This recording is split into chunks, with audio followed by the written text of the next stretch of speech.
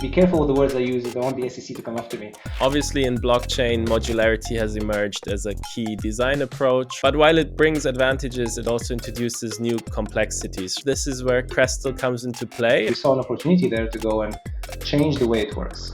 You describe yourself as the Expedia for Web3 infrastructure, an intent-based marketplace where builders can find, design, and deploy the best architecture for their projects. You've successfully closed the pre-seed funding round, raising $2 million at a $50 million valuation, I believe. So congrats on that.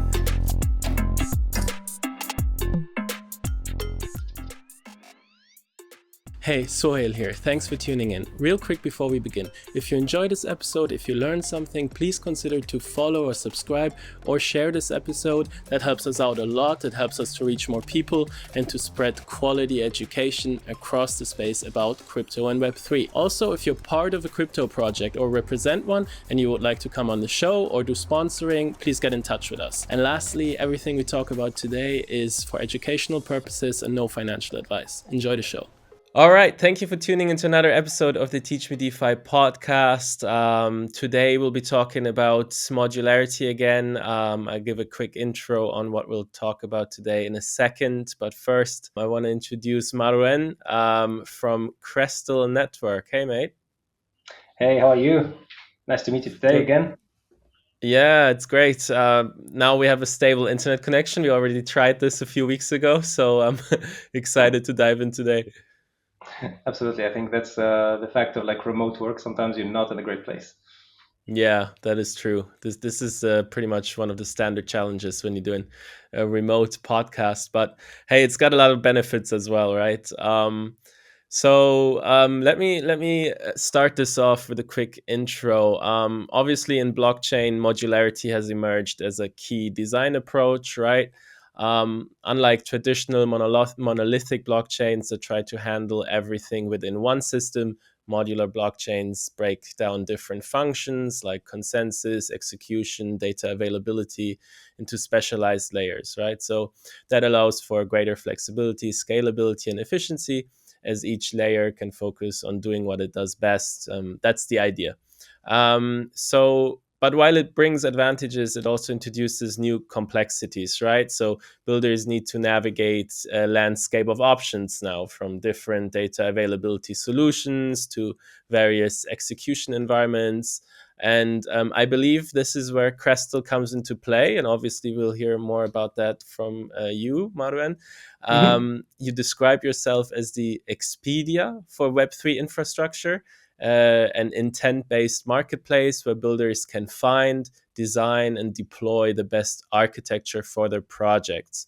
Now you've successfully closed the pre-seed funding round, raising $2 million at a $50 million valuation, I believe. So congrats on that. I think several VC firms invested. You had angel investors like Sandeep, I believe, co-founder of Polygon, in the round. So yeah, interesting times, I bet.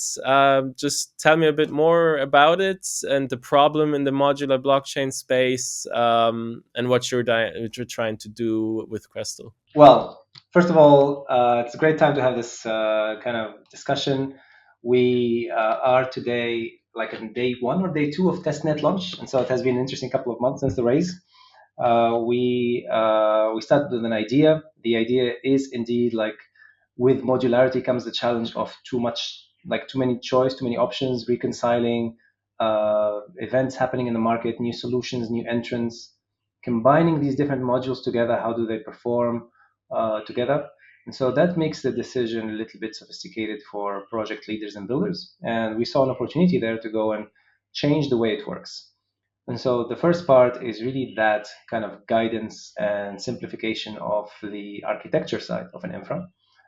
The second part, which is also like an equally, if not more interesting idea, is that we want to change how infra providers and builders interact. And so traditionally, even before Web3, you would go evaluate the technology, evaluate budgets, you try to lock that budget, and then you get your infra service and you pay for it no matter what.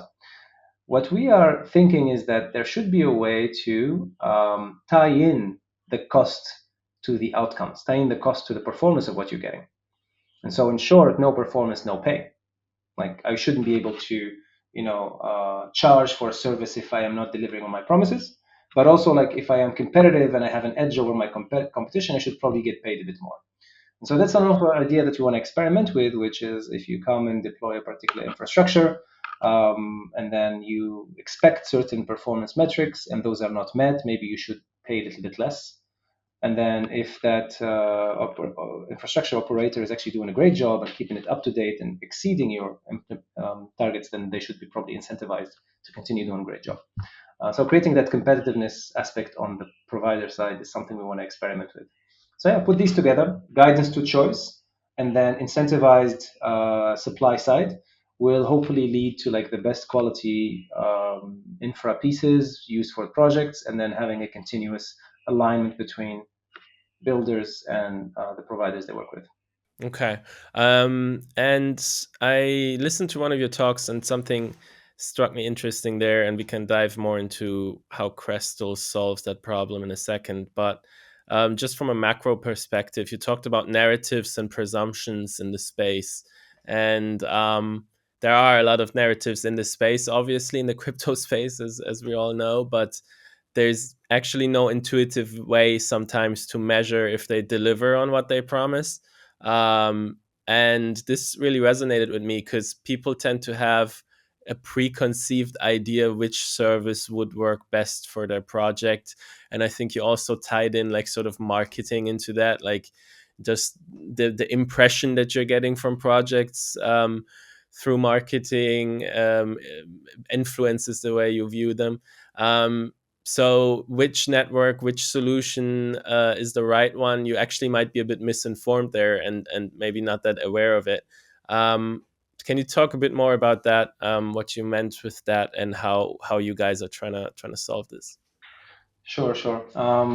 So myself, I used to be a business development leader at also like L2 chains like Polygon. Right. If we consider Polygon L2, it will be soon.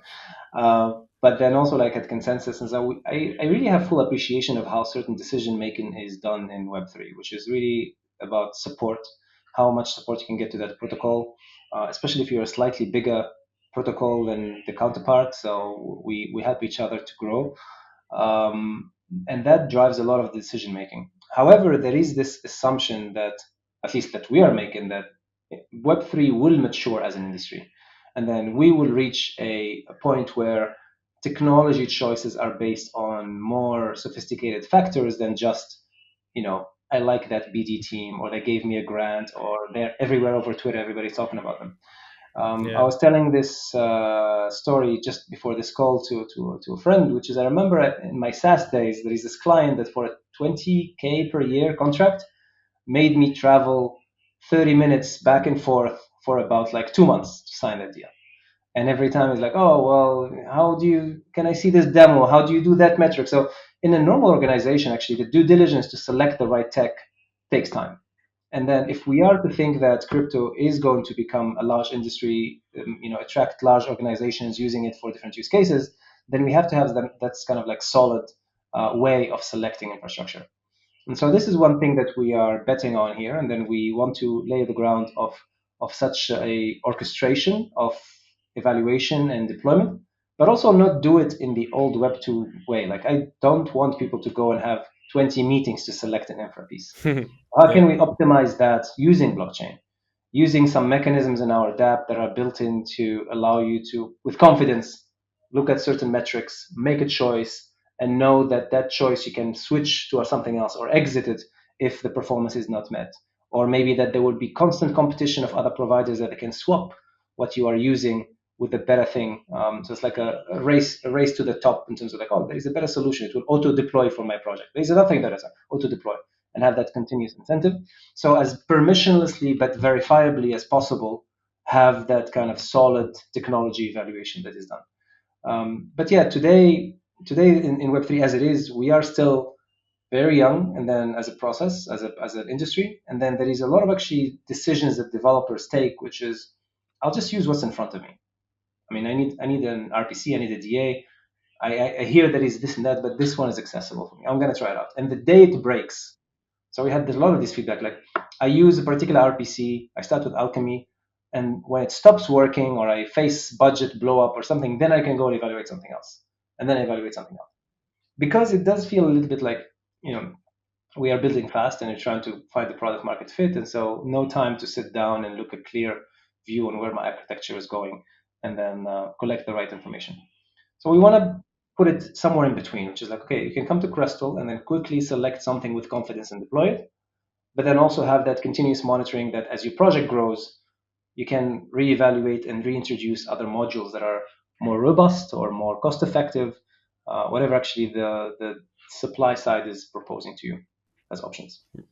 Right. So, okay, so you're basically aware of not making it now too slow for people to deploy, but they can get more information and a better idea of the performance of the infra they're choosing. So they can choose, yeah, the more resilient or more fitting option, right? Absolutely. There is this saying that I like a lot, which is measure twice, cut once. So we want to have, like, in at least the way the product is built today. These things can change, of course, but at least the testnet, the way it's built today, there is a little bit of slowness at the beginning when you're discovering the different options, when you're evaluating them, and when you're designing. But then once you have zoned in into what's important for your project, it's 3 clicks. 3 clicks and the infra is running, right? So that's where actually we want to have the right tools for that discovery, learning, and evaluation. And then once now, okay, I'm confident that for my project, decentralization is the most important thing, right? So now give me the most decentralized modular services. Click, Mm. done, review, deploy. Yeah. Gotcha. Yeah, obviously optionality is an important concept in this space. And obviously at the moment it's like you have all these different DA solutions, data availability solutions, right? So Avail or Celestia, Eigen. So what does it work like at the moment? You basically go with one of them and stick to it. And do the projects still measure the performance of the DA solution while they're using it? And then, yeah, first let's talk about that. Yeah. Yeah. I mean, I can talk about it a little bit, but at one point it's better to show you, right? Yeah. Um, Yeah, happy but to do that as well. I'll just take a minute to like give the high level, and then Yeah. we'll go through it. And so right now, actually, we are evaluating 5 major steps into the journey of a user on Crestal. The first one, we call it Discover. So these are actually an attempt from our side to collect as many public metrics as possible about all these players, but also other plays in other categories. And I'll show you these categories. So DA is one area. We think, of course, like indexing, RPC, restaking, all of these are important as well for builders. And so public information is step one, education, discovery is step one. And then design is step two. So design is where, for your project, let's break it down to components and then understand you might need a DA. What kind of DA would you need? Like what's important in a DA for you? You might need an execution layer. What kind of like important things for you? So break it down into requirements. Then the third step is deploy. So this is where marketplace comes in. Now that you know what you need, let me ask who can actually deploy for me something that is meeting that need and performing as much as well as possible, and then paid as well as possible as well, like fairly, as we mentioned. So you'll get a few proposals, you'll be able to deploy one of them to your liking. Then the fourth step comes in, which is now the monitoring of that performance. And so at Crestal, we are building a proof of performance mechanism that will allow us to transparently show that, okay, if you've selected that deployment and you've been using it for the last few days, it has been doing 100% of what it promised you, or maybe it has been doing 80%. The most immediate thing we can do with this data point is payment of that provider. If they're performing 100%, they get paid 100% of their charge. If they're performing 80%, they get 80%. Then the fifth step is where we want to start a little bit creative. So we want to, for example, create a staking mechanism where these solvers have a stake to be able to solve. Because in case you deploy a node with them and they run away, you have to migrate somewhere else. So that stake has to somehow maybe get slashed a little bit to pay for those migration costs. And then with the staking mechanism, we create some sort of like a small, I have to be careful with the words I use. I don't want the SEC to come after me, but Yeah. create sort of like small stock market. So these are like small teams of node operators that are generating revenue through Crestal. And for them to be able to win, they need kind of like capital, either as a stake for reputation or perhaps to pay some upfront or subsidize. So we'll think of some mechanisms. So now we want to create a place where anybody can come and support these node operators by staking along them, investing in them essentially, and then getting a return of kind of like share of their revenue that they're making. Right. So let's say, Suhail, you're very good at running DA nodes, and so for that to run, you need some sort of infrastructure that will cost you $1,000 per month, and then you need to do a stake on Crestal of 10K so you can have a reputation. Now I can come and actually, as a user, I can add another $1,000, so you can now bid twice and generate double the revenue, and then I'll take 1% of that revenue. So creating that mechanism as well to support and then share into the loot that the solvers are doing. So these are the 5 stages. We are today released for stage 1, 2, 3. So discover, design, deploy. The monitoring with proof of performance and the staking, these are actually work in progress that hopefully will start coming soon. Okay, gotcha. So your dApp is already live in testnet, was it? Correct. We just few hours ago, on the 3rd of September, we announced it that the dApp is deployed on testnet. We selected Chain to start with for now to experiment with that community and then build alongside them. We might see actually the dApp expanding to other networks as well, EVM compatible at first, and then maybe something else. Mm-hmm. And from a capability point of view on this dApp, you can actually get a Veil node running right away, and then you can use it for your project. We have like a backlog of already other flavors of data availability that are integrated. We will slowly release them every maybe 2 weeks, release one, because we want to create the right education material and awareness around each one of the solution. And so by end of September, we should have like 3 to 4 DA options other than Avail on the platform that could be proposed to you depending on your Mm. needs. Mm. And are you focusing on growth at the moment, or are you already like taking a fee? Is the dApp gaining a fee from people who use it and Mm. pay for the DA, for example? Or It's yeah, no, we are definitely in a stage of kind of a thesis validation right now yeah, about our project, and so we are subsidizing a lot of the things. And so if you there is 2 elements that you can look at right away. So now if you're a builder and you need an Avail node, go to the testnet, you'll get one for free, right? You just follow the process, you get the node running, it doesn't cost you anything, and it will continue running as long as you're using it. Obviously, once if you just spin it up and then you don't use it, we have to optimize. But then, as long as you're using it, you have a node for free. That's like already a great benefit that if I am a developer today, I can use. The second one is more of actually kind of a loyalty system, incentives program we call Crestal Rocks, and this is purely to guide the community towards testing certain areas of the app. So, for example, there is a bounty if you go and interact with the design assistant. There is a bounty if you check out, for example, the deployment and give a bug report of something that is broken in the app. And so with this one, we will create a little bit of like gamification with some incentives, some referrals to really drive the usage towards certain areas that we want to test into the application.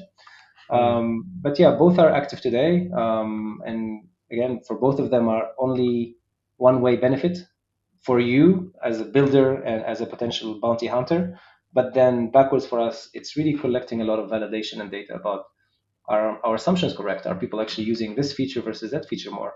And that will guide our next kind of like iteration of the product. mm. Are you subsidizing the use of the RPC then at the moment? What you just said? It doesn't cost you anything. You just need Yeah. some, yeah, you just need some Okay. Berachain test tokens, and then you're good to start. Right. And if you want to engage in this campaign that you just said, because just using the design feature on the dApp, that wouldn't be an on-chain action, right? So how are you Mm. tracking this? Do you have to fill something out or? We are collecting some metrics, like we can go into it, but we're collecting some metrics on the app itself, on the UI, and Hmm. then aggregating that with the chain, with the wallet connected Right. to the user. We might Right. later on offer an optional, actually, kind of put in your email or put in your Twitter account for other tracking some other activities outside of the app and on chain, because we want to aggregate all that. But at the same time, we want to be mindful of people's choice of privacy, but also like not make it too much friction. But for now, Right. essentially, once you go in with your session and your wallet connected, we can see that, okay, this person connected their wallet and they've been browsing the dashboard and they spent most time on this particular type of service. So they're probably interested in that type of service. Right. Right. And then there's some actions that you can do on chain. Like you will see if we start a new project, it's an on chain transaction. And then if we submit for request for proposal, it's an on chain transaction. And then once we deploy the node, it's an on chain transaction. And then once the node is deployed, then you're interacting with it. That's also like kind of on chain in the back. Understood. So these are like the key metrics. And on top of that, we pepper a little bit more. I was like, okay, what are they doing on the app? Where are they going? What are the Yeah. buttons that they're clicking on? Yeah. Yeah, that makes sense. You also mentioned in that one talk that I listened to that collecting this quantifiable data and these performance metrics on the different options in DA, for example, was actually not an easy thing. I'm Mhm. curious to hear more about that because you also then said basically like we remain victims as builders to perhaps marketing messages or preconceived ideas, which I mentioned earlier. Yeah, just tell me a bit more about that. How that was not easy to collect this performance data. For sure. In our research, we actually found there is easy three buckets we can go in. I mean, there is logical three buckets we can go in. There is Yeah. actually data that is put somewhere by the DA providers on their website. And so this is more for convenience to bring Hmm. it into a single place that you can see. But then Yeah. what you're doing, you're trusting what they're saying, right? Yeah. Then there is other metrics that are collected by other projects. So, I don't know, DeFi Llama collects certain things about the TVL deployed on a certain chain. There is maybe dApp Radar can show us how many users on that. And then we can do simple math, simple, to say for Celestia, there is a total of 1 million users relying on it by using chains that use Celestia, right? Mm-hmm. And so these are aggregated data, but again, we are dependent on that third party for the data source. This is, we call them unverified metric, I think, unverified metric. And then we have verified metric, which is, this is requires us to run infra, requires Mm. us as Crestal to go sometimes only one node, full node of a particular solution, or perhaps actually a series of nodes so we can see the interactions between them. And this is where it gets more interesting, like what are metrics we can look at. So we're looking at things like cost per transactions, for example, throughput, finality, all of these things that were perhaps publicized on the website of the provider, but then we want to show that if you set up an infrastructure using that solution, this is the actual metric you will get. Mm. Now, it might, of course, fluctuate, but that's the nature of the technology. But that's also like a very powerful metric that we want to show, or set of metrics that we want to show.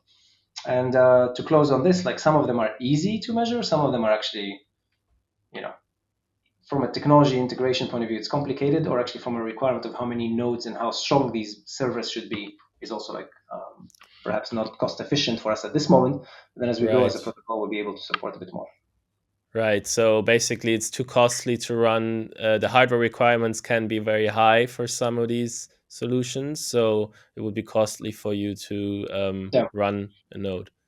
Yeah, Right. and imagine if you're a builder making a decision over like a period of a month or two, you're not going to spin up the whole thing. So it's good actually to have a platform or a website where you can get this information collected, Yeah. and then lead from there to a decision that you can make based on that data. Right. So that already ties into the accountability of the accuracy of that data which you mentioned, right? So it kind of would uh, be a reason why it would make sense to create like crypto economics around this and slashing to make sure that the data is correct. Yeah, when we were building this, actually, there's so many avenues you can go into, right? So, for example, if we are thinking like from a trust principle, even if we put on the dApp like verified metrics and we put a documentation of how we're collecting it and how we're verifying it, you're still kind Yeah. of trusting Crestal that we're doing a good job. And Right. so we were at one point experimenting with like a watcher node, which is something that can be distributed on multiple parties and have like tokenomics around it so they can collect and submit the data back. And this can solve two things. It can solve essentially the decentralization of the data collection from Crestal. So now you have actually multiple sources agreeing on that metric. And then it can solve also like the infra costs that we have to run because instead of running 20 servers, I can go get 20 watchers nodes. Still a very valid idea, we just have to prioritize. So we kind of like said, okay, let's launch it first with like a centralized source. We have a roadmap for saying if there is a lot of demand of that data and there is good challenges to it. So like, oh, you say on your metric that this is what's happening, but I believe it's different. And if that actually is a trend and people do care about that data, and then we'll challenge it, then the path to decentralizing the watcher aspect is clear. Right. Yeah, I guess that makes sense. That the first step going from, if users currently don't really, some of these chains are not looking at performance yet and choosing the DA solution. The first step is to be like, okay, this is some performance data now that you can look at. Versus now we're decentralizing the sourcing of that data as well, and so take it step by step, I guess. Um, and I mean, do you want to give us a bit of a run through or show us something Yeah, about the dApp so we get a better idea what it looks like? yeah, happy to. I mean, Yeah, we spoke about the theory of it for a bit, but it's good to. yeah, exactly. It's always nice to get an actual tangible idea of what things look like, I think. Yeah. Okay, so yeah, it makes sense to show you the application. That way, you can really visualize what we have been building. So here I'm giving you a sneak peek about what's coming, perhaps for from like a type of other services that will be launched on Crestal. So I'm looking at the data availability category, and if you have been following this category, you may hear some of these names: Celestia, Avail, EigenDA. There's other players such as Nuffle, Viction that you're talking to, Sunrise, Nubit. So a set of DA providers. And Right. so we have some integrations running with these. And then essentially the metrics collection that you're looking here on the analytics dashboard is going through the three sets of metrics that I mentioned. So public info and verified metric and verified metric. So public info is coming from those websites or those providers themselves. The unverified Mm. metrics are collected from third-party sources. But then we have verified metrics such as finality time. So these are actually being measured by the Crestal infrastructure, right? So we're getting, for example, very fast finality time with Celestia, whereas Eigen is perhaps on the higher end of finality time. And then if we drill Mm. into this one later on from a research perspective, you can understand why they're different. But at least from an awareness, you should know that they're slightly different. And then there is actually a set of other metrics. You see some of them are being collected, some are saying coming soon because this is really the ones that we are spending some more time on it. And you can visualize this from both table metric as well as over time and how they've been evolving. Now, data availability is the first type of kind of services we want to empower in Crestal, but then we have a list of other things that builders have been asking for that we are prioritizing. Indexing is definitely high on the list of like I'm looking at indexing solutions, technology, how do they compare? Because people spend a lot of money on indexing. RPC is Hmm. another one that is quite high. There is some new narratives popping up, like restaking platforms. Like if I am building an L1 or chain and I want to bootstrap security, should I go and use Eigen, Symbiotic? Mm. There is Karak. There is other like new solutions that are up and coming. So this could be an interesting use case to pursue as Yeah. well. And then of course the rest is like ideas that we can experiment. So what Can I I ask you something about please, this? yeah, yeah, of course. Um, in terms of restaking, for example, what would you think about including there? Like comparing the different yields the different restaking Hmm. protocols provide, or? Good point. Actually, from a name perspective, it could be a bit misleading. So it's not so much about the yield side, the financial side of the restaking, but more about the Mm. infrastructure side of it. Like for Mm. example, if I want to go and deploy a chain and I want to bootstrap security by relying on the validators, existing validators on the Eigen Mm. layer, for example, like what are the technicalities of this one? Simple questions like how much does it cost me to bootstrap that validator network? What's their decentralization factor? What's their reliability? Does Symbiotic Right. have something a bit different? Does Karak have something a bit different? So it's more on the builder side of actually using that technology. What you mentioned is more on the user side for us, actually, where I have some yield, so I inject it to support some of that staking mechanism and get a yield. Mm. We are not doing that part. We're doing more on the building side. Understood. Makes sense. So basically, how much does it cost my chain? Because they have to, in the end, you have to reward those um, ETH validators that are opted into the eigenlayer. Um, you have to reward them with your token, right? Correct. Yeah. So there's different mechanisms from these restaking, not only Eigen, but the other ones. They may have different mechanisms. Some of them are actually using Bitcoin Mm. to They're using Babylon, Bitcoin right? to Babylon, right? For Babylon, for example. example. Yeah, they're using Yeah. Bitcoin to bootstrap. So there's different nuances. So from a discovery point of view, it's good to highlight all of these ones so you can come and understand what's the landscape of restaking. Understood. And in terms of, for example, just, I mean, maybe builders have a better idea of how to assess this information, but I'm just curious. For example, here, confirmation latency, right? That column. You Yep. see like vast differences right now.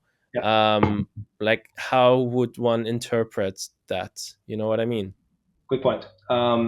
So first of all, we are in early stage of collection of this data, so I'm not going to be very vocal today about how Hmm. accurate these numbers are. They are somewhere around what we need, but the accuracy is one thing to focus on. Then there is actually a piece of work on education. So we should have also like a documentation page about confirmation latency. What does it mean?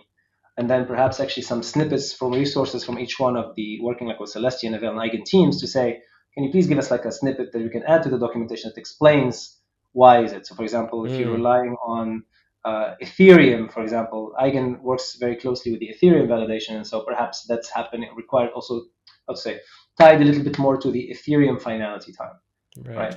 Versus other Hmm. ones who are doing off-chain confirmation. So these are technology knowledge that some people might know. They're like, oh yeah, Celestia works that way, and that's how they can achieve those 6 seconds. Eigen works a bit Mm, more. And then later on, the decision will be like, what do I want to balance? Do I want to balance the economic security of using Ethereum for some hmm. slower latency, or should I actually go off-chain and have higher latency? And so from Mm. there, we can start going into the design mode, which is a good segue here. With Yeah. design mode, you will be able to, switching some environments here. So with design mode, you'll be able to start a new project and then start looking at the nuances of your projects. Like what's important to me? Is it security or is it speed? And then spill up your requirement. So Hmm. imagine here with me, I am building a particular DEX or DeFi protocol. I will go and key that in, and then that will start a chat with our design assistant. I'm sparing you here the back and forth, but the goal of the Hmm. chat is that I clarified what's important to me, decentralization. I'm targeting 300 nodes of decentralization. So it spells out what's important for my project. All right. So for my project, I'm needing a Nice. data availability that has a finality time of at least 300 seconds, a max throughput of 2000 megabytes per second, and then a blob latency of 5 seconds. And then the cost I'm willing to pay per megabyte is $10. Mm, So now I can say, yes, this looks good. Now I would like to go shop around for who can meet these requirements. mm. Okay, so this is where now I have target performance, and then I can go request for proposals. Oh, So I'm doing nice. a little bit of a gas fee transaction on Chain here. And that was a bit of an AI assistant, was it? This is the AI system that you're looking at. Yeah, this is a Yeah. trained AI that can, answer part of your previous question, which is like, latency, why is it slow or why is it long? What's important for me? What should I prioritize first? So that conversation can be had with this AI assistant to, guide you on what's the criteria you should use to selecting the infrastructure you Right. have. What model are you using there? For now, we're using ChatGPT that we've been training for a couple of months with some data. We have a few versions that we're going to push, but this version right now that you can try in the testnet is purely focusing on data availability. So if you try to Mm. get it into proposing something else, it will say, sorry, I cannot help you. Okay. But Yeah. then we have other models that are trained for more larger scope use cases. Gotcha. So after we submitted the request proposal, what happened behind the scene? I'm going to explain it a little bit. And Hmm. so we took those specs and then we send them to a group of decentralized teams that can use their knowledge, their know-how to propose back to me a deployment. And so here I've got a top proposal that I will walk you through it in a bit, but I've also got some alternative proposals that I can evaluate. So there is a total of 5 solvers that are competing for Mm. supporting me with this DA requirement. Hmm. Now, what are we looking at here? We're looking, first of all, at how fit is this requirement to my target performance. So that there will be some comparison of like I'm asking for $10 per MB. This one is proposing $0. Oh, it's interesting, right? On Mm. cost is Mm. cheaper, so it meets the requirements and blows them away. It's faster Hmm. latency. It's slower finality time. So it's really good fit. It's Hmm. 100% fit my requirement.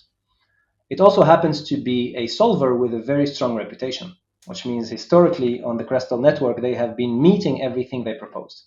Mm-hmm. Like, because I can be aggressive here with my proposal, but then you use me for a week or two, and I'm actually not, I'm crap. So this solver has been historically meeting their proposed targets. They have a stake in place, so they stake a certain amount.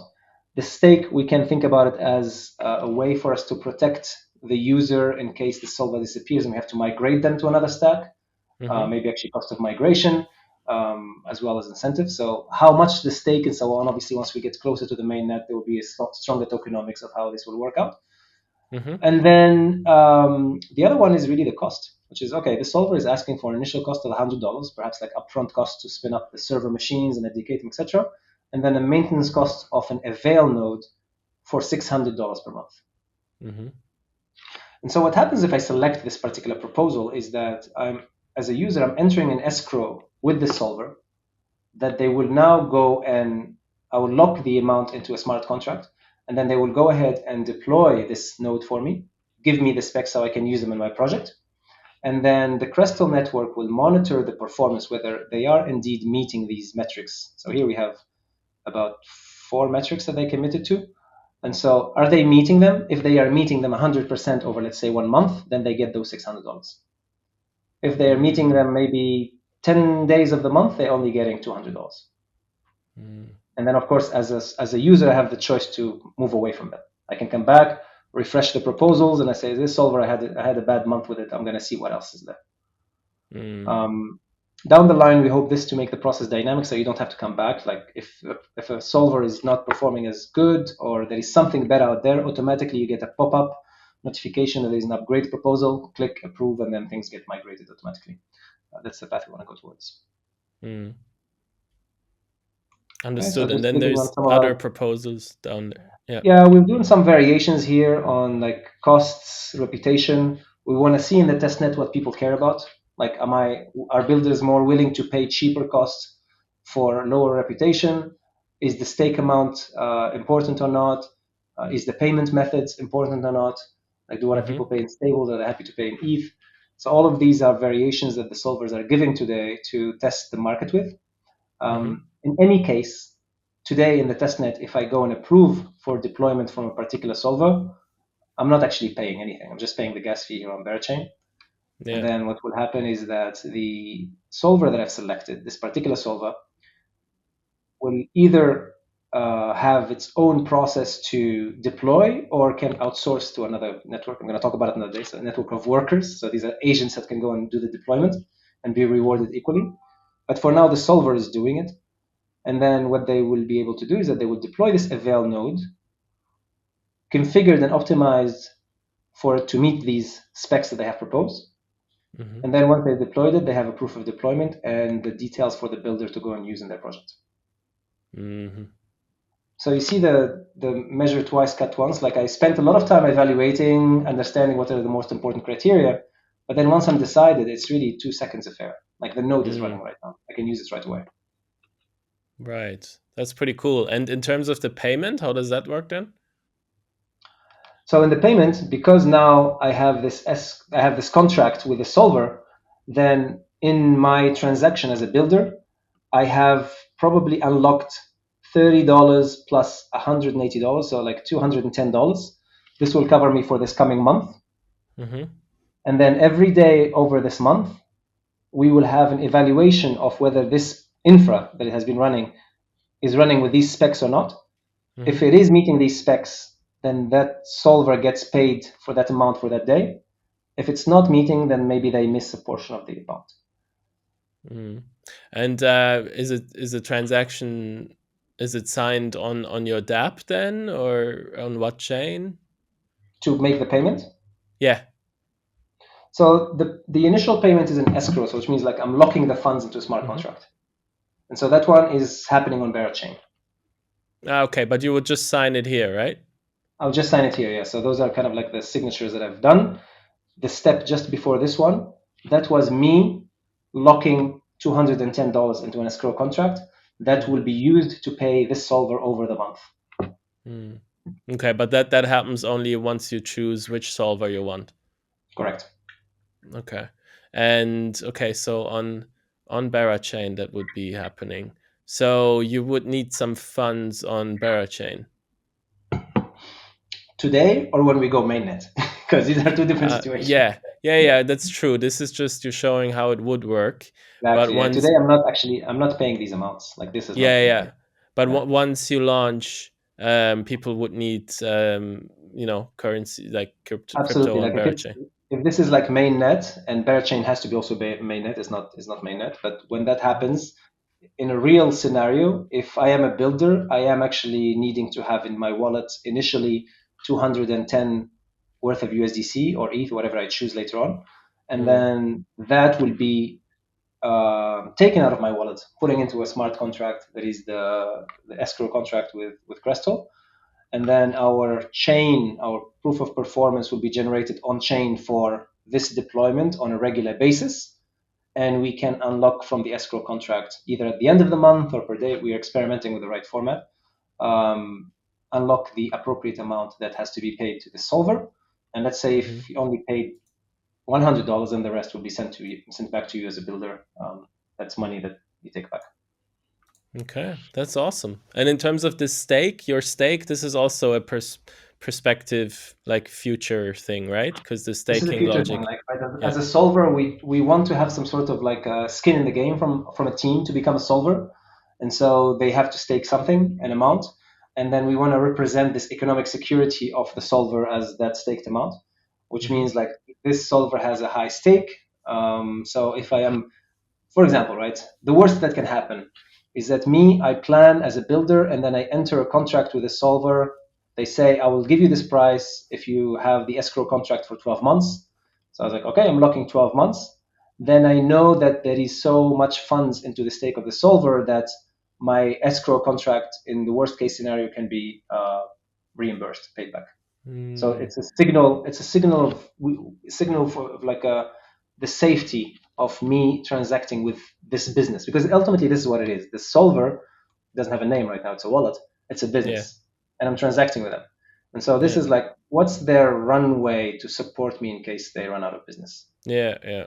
And trustlessly, like it's skin in the game, and your protocol will take care of if you need to be reimbursed. Yeah. Okay, that's pretty awesome. Pretty transparent, and I'm also curious about once you go into those other categories as well, because then it feels like a bit of a one-stop shop for data on different things that builders care about. Yeah, I mean, the next few months I think will be interesting for us. Would love to speak to you again in a couple of months and see what we've learned. Yeah. But there is a few things that we want to explore. So first of all is what categories are most important. As you can imagine, as a startup, like every category we go and support, that's an effort that is invested. So obviously, you want to be very smart about the paths that we go to. The other thing that we wanted to validate is like the tokenomics. How can we make it actually interesting from a skin in the game perspective? Like, what's the right balance of the stake, the payment methods, etc., that allows the builders to be more confident with their choice? Because that's ultimately what we want to do. We want them to choose confidently the infra that they need. The design aspect is an area that is very important. It's like an exploration of AI use for us. So how far do we want to push it? So should people design their infra requirement from a form, and then the AI is there just to make like a clippy suggestions, like, hey, you should look at Right. cost factor, or is it more the AI is the primary design tool? So these are things that are quite interesting for us. Yeah. And finally, actually, the chain parts, right? So if we have right now it's a Cosmos chain with Crestal. So if we have a Cosmos chain with a set of validators that are Hmm. tasked to go and check these deployments whether they are operating as promised or not, like Mm, what kind of interesting tokenomics that we can do, because those will be validators with stake, with rewards. The solvers themselves are also staking something. There is actually money sitting in the escrow contract from the builder. So if I am locking like $2,000 of USDC, is there a yield I can generate on it as well? Can I create mm, pairs between the Crestal token that is used as a gas inside the chain with these USDC amounts? mm. There's a lot of actually tokenomics play that we can do as well. We want to create something sustainable. So that's a piece of work for the next few months as well. Super interesting. I mean, tokenomics is a very important topic when it comes to sustainability, and has been done wrong a lot of times in this space, I would say. So, yeah, it's. Thank you for giving us this overview, and thank you for coming on the show, Marouen. We'll include these links in the show notes. Any last words you have for anyone watching? Many words. I think we're pretty available team. So I think like everybody who sees this and finds it interesting and then wants to give feedback, my DMs are open. Just we can book time like to go through it. Like the qualitative feedback from builders is very valuable. Like sitting, what I like to do, I've been doing it now for a couple of weeks. We'll schedule a call with somebody, ask them a few questions, and give them the dApp and watch them use it, and then ask questions along the way. What would you Mm, change? Was that okay? So that is invaluable, really. yeah, Then, of course, from a general kind of traffic of the testnet users and community building, it's something that is would love to see as well. We just started yesterday, so we're seeing the numbers of course trending up, and we're trying to keep it yeah, interesting as well to have people incentivized to participate. But yeah, I think the main ask is if you feel like you would love to have a chat and then give some feedback about the dApp, would love to listen. If you see an area of collaboration, like for example, you're providing technology in one of those categories, or you have some roles, you want to be a solver or a validator, also like would love to chat. And for everybody else, we're looking for your support for the next couple of months until we take this project mainnet and then have some real cool use case for crypto and blockchain. awesome. We'll be watching closely. Thanks, Marouen. Thank you. Appreciate it.